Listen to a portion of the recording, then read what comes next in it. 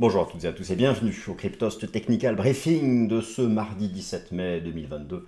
Vincent Gann, heureux de vous retrouver dans un contexte de rebond technique des actifs risqués court terme, dans un contexte de rebond technique des actifs risqués court terme, car le cadre technique moyen-long terme reste très dégradé, eu égard aux fondamentaux qui continuent de mettre la pression et rendent incertain l'avenir des actifs risqués.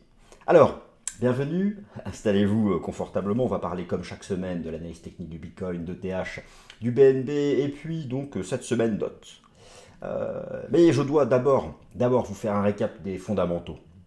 Ces fondamentaux, ces thèmes d'inquiétude fondamentale, l'inquiétude qui est fondamentale, d'où l'accord, qui sont connus, mais qui, dont le développement est incertain, notamment l'inflation.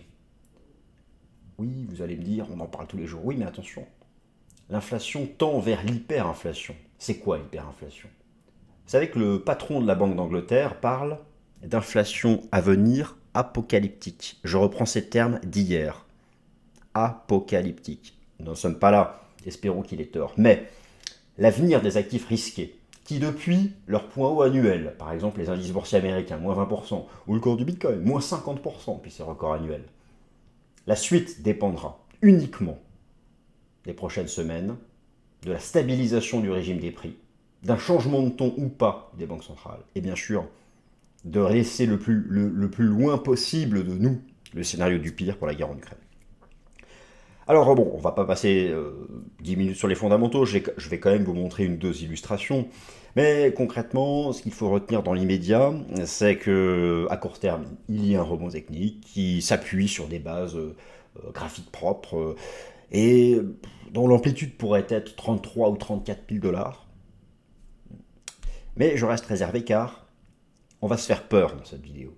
Nous allons regarder graphiquement en hebdomadaire et en mensuel le scénario du pire. Car il existe une probabilité d'un retour à 12 000 dollars. Tout à fait envisageable. Et avec des arguments techniques en ce sens. Voilà. Allez, on va passer donc aux illustrations. Je vais me réduire. Et puis j'espère, n'oubliez pas, hein, vous avez tout en description. Notamment notre dernier ouvrage sur les cryptos et la blockchain. Le lien est disponible.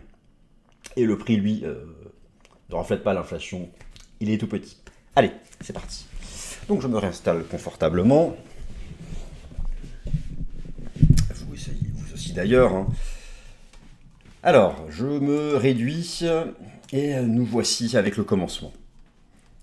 Le rebond technique, dans l'immédiat, du marché crypto, est lié. Et lié uniquement à quoi? Au rebond technique du marché action.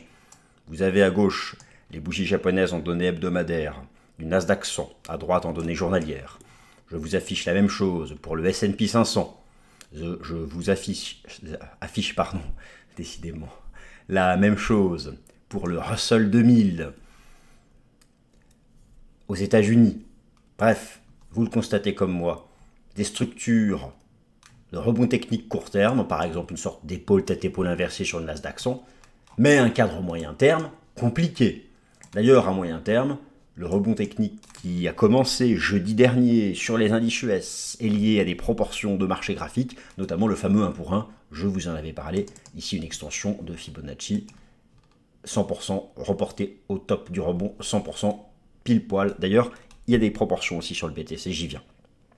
Le rebond technique court terme est aussi lié au rebond du cours de l'euro-dollar avec... Vous ne pouvez pas ignorer ce... Si vous êtes comme moi amoureux des graphiques, vous ne pouvez pas ignorer cet énorme support à 1,0350 du cours de l'euro-dollar. Regardez par vous-même, à gauche, en données hebdomadaires. Et donc en données journalières, le niveau weekly, avec un marché en daily qui arrive dessus, avec une superbe divergence haussière journalière. Qu'est-ce que c'est propre? Le Forex, c'est une propreté technique qui est au moins autant égale à celle du marché crypto. Donc, c'est ce qui explique le rebond court terme. Mais, n'oublions pas une chose. Et vous avez ici, pour les fondamentaux, c'est la seule chose dont je vais parler ce matin. Pour en savoir peut-être davantage sur les fondamentaux, vous pouvez me suivre sur Twitter, n'hésitez pas d'ailleurs. à me suivre sur Twitter, mon compte est ici, où je partage l'ensemble des contenus que je réalise et qui sont aussi d'ordre fondamental.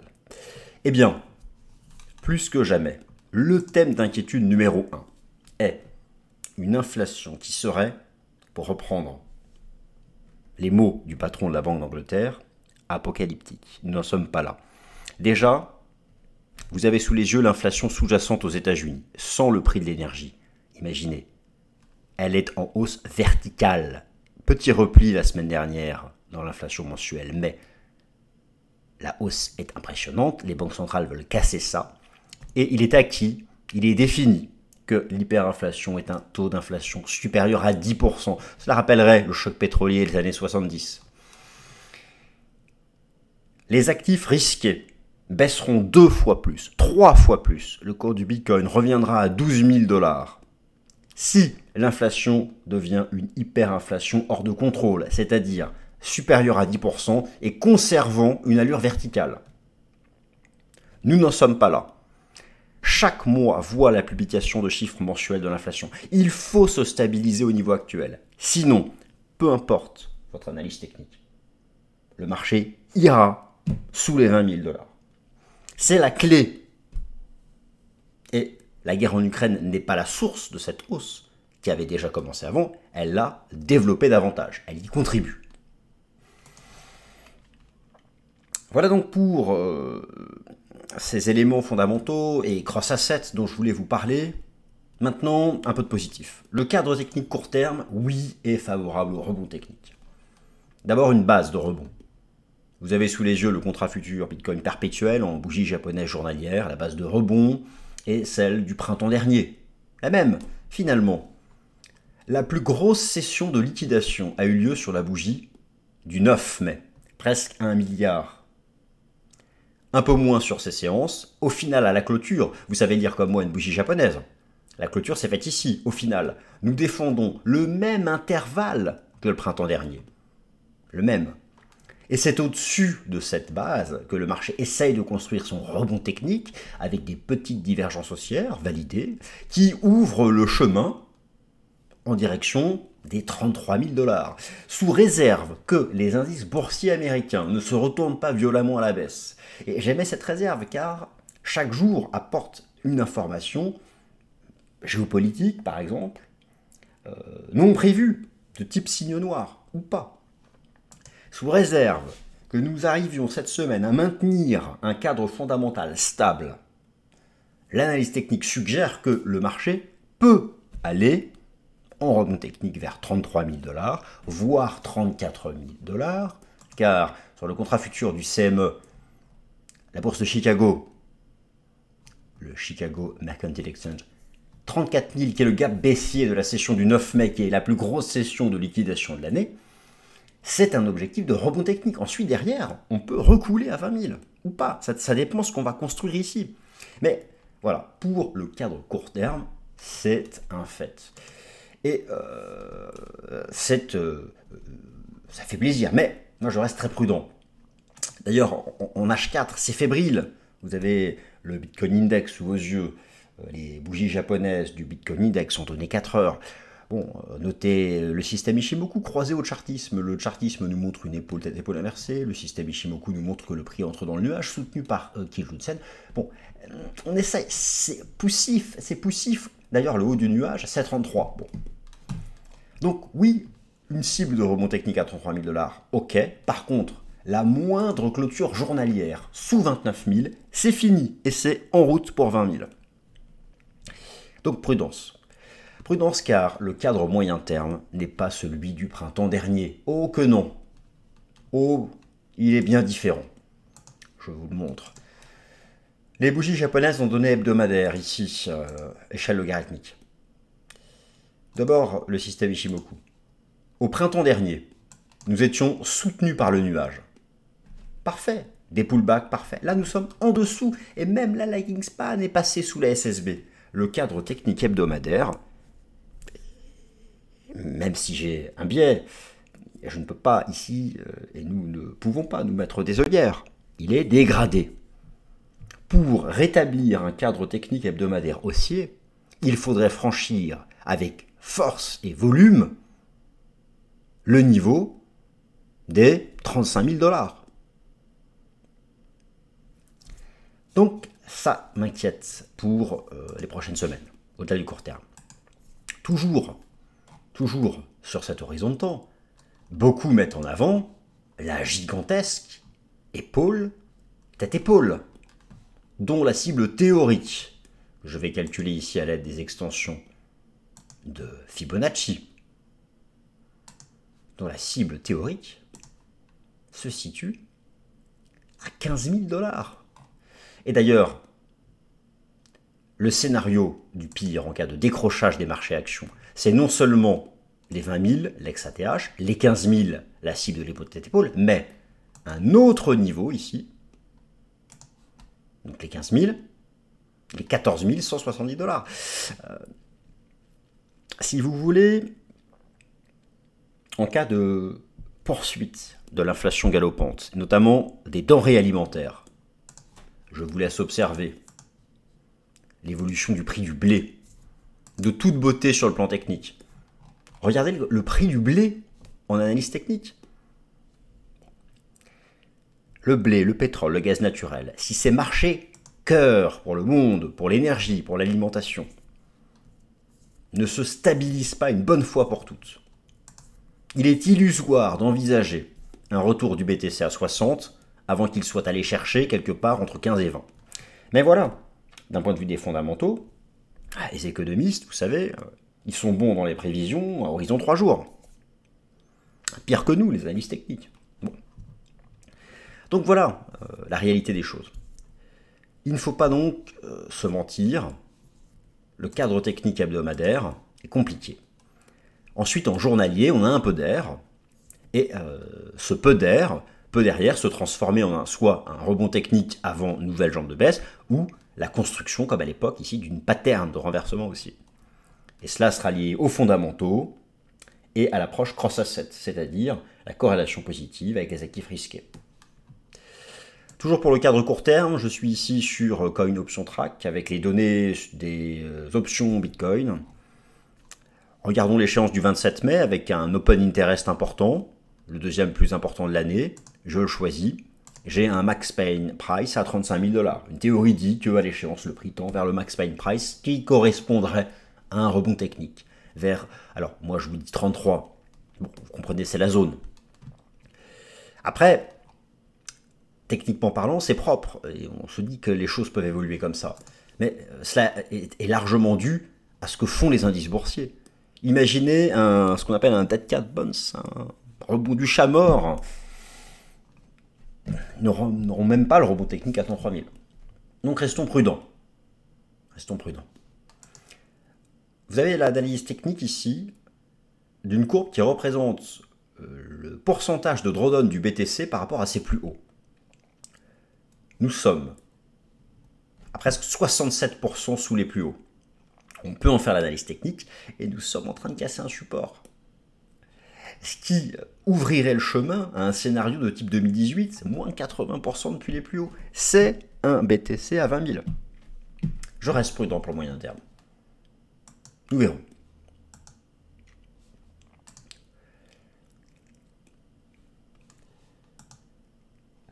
Alors, ETH, BNB, DOT.